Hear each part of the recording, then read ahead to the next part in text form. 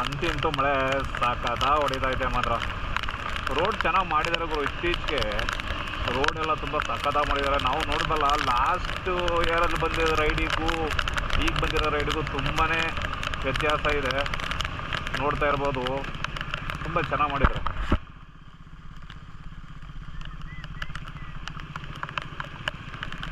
ಮಳೆ ಉಯ್ತೈತೆ ಬಿಡ್ತೈತೆ, ಉಯ್ತೈತೆ ಬಿಡ್ತೈತೆ.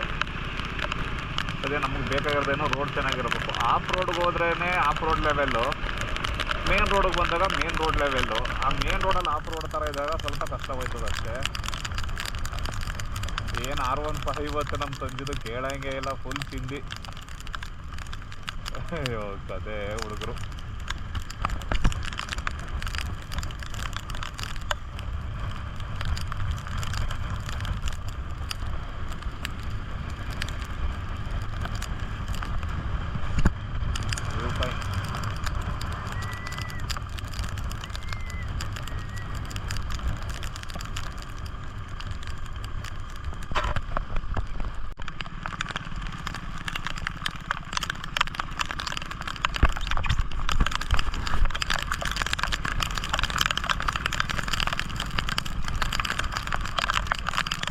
ಮಳೆ ಮುಕ್ಕುಂಬರಿ ಹೊಡಿತಾ ಚೆನ್ನಾಗಿ.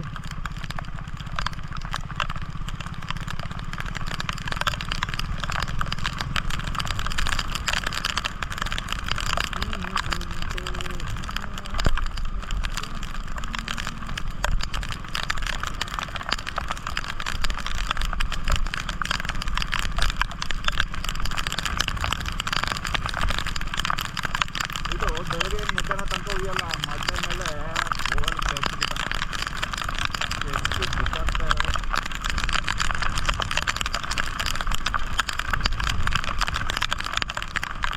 ಮೊಬೈಲ್ ಸೇಫ್ಟಿ ಆಗಿದೆಯಾ?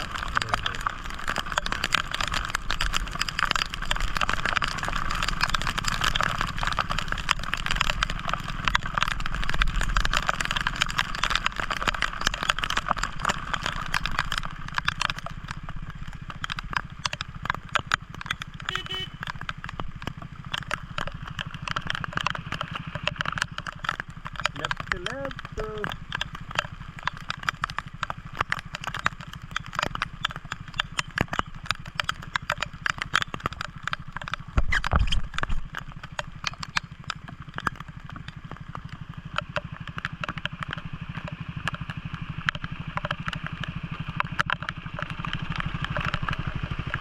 ಎಲ್ಲಿ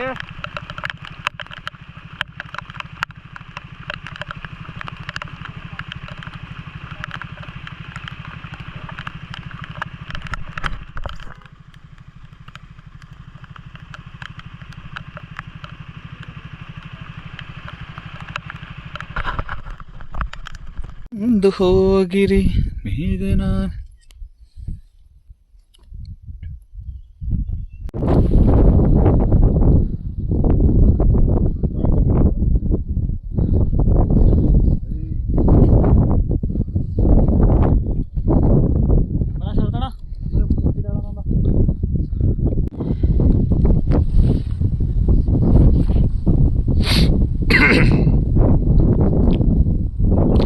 ಫಾಗ್ ಜಾಸ್ತಿ ಆಯ್ತಾ ಇದೆ ಗೊತ್ತಾ.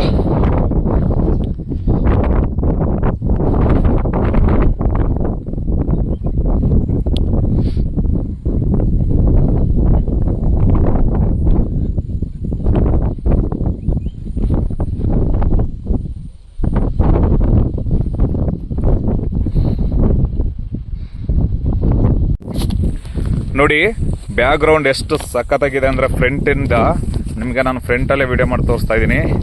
ನೀವು ನೋಡ್ತಾ ಇರ್ಬೋದು ನೋಡಿ, ಹಿಂದೆ ಬಿದ್ದರೆ ಪಾತಾಳನೇ. ಸಖತ್ತಾಗಿದೆ ಗುರು ನಮ್ಮ ಹತ್ರ ನಿಜವಾಗ್ಲೂ. ಈ ಥರ ಸಿಗಬೇಕಿದ್ರೆ ನಾವು ಪುಣ್ಯ ಮಾಡಿರ್ಬೇಕು ಕರ್ನಾಟಕದವರು. ಸಖತ್ತಾಗಿದೆ. ಹಲೋ ನಮಸ್ಕಾರ, ನಾನು ನಿಮ್ಮ ಯೂಟ್ಯೂಬರ್ ಸೋಲೋ ಟ್ರಾವೆಲರ್ ಶರದ್ ಮಾತಾಡ್ತಾ ಇದ್ದೀನಿ. ವೀಕ್ಷಕರೇ, ಇವತ್ತು ನಾನು ಬಂದಿರೋದು ಗವಿಬೆಟ್ಟಿಗೆ. So best Western Ghats. ಮತ್ತೆ ಇನ್ನೊಂದು ವಿಷಯ ಹೇಳಬೇಕು ಅನ್ಕೊಳ್ತೀನಿ. ಇಲ್ಲಿ ಆಫ್ ರೋಡ್ ಮಾಡಬೇಕಾದ್ರೆ ಮಿನಿಮಮ್ ರಾಯಲ್ ಎನ್ಫೀಲ್ಡ್, ಹಿಮಾಲಯನ್ ಮತ್ತು ಎಕ್ಸ್ಪಲ್ಸ್ ಇಂಥ ಬೈಕ್ಗಳನ್ನೇ ತರಬೇಕು. ಆಫ್ ರೋಡ್ ಬೈಕ್ ಇದ್ದಷ್ಟು ಒಳ್ಳೆಯದು. ಏನಕ್ಕಪ್ಪ ಅಂದರೆ ನೀವು ನೋಡ್ತಾ ಇರ್ಬೋದು, ನಮ್ಮ ಜೊತೆ ಇವತ್ತು R15 ಬೇರೆ ಬಂದಿತ್ತು. ಪರವಾಗಿಲ್ಲ, ಸಖತ್ತಾಗಿ ಅದನ್ನು ಆಫ್ ರೋಡ್ ಮಾಡಿದ್ದೀವಿ, ಮೇಲಕ್ಕೆ ತಂದಿದ್ದೀವಿ. ತುಂಬಾ ಚೆನ್ನಾಗಿದೆ ನೋಡಿ. ನೀವು ನೋಡ್ತಾ ಇರ್ಬೋದು ಪ್ಲೇಸು ಫುಲ್ ಎಲ್ಲ ಒಂಥರ ಏರ್ಪೋರ್ಟ್ ಫೀಲ್ಡ್ ಇರಂಗಿದೆ.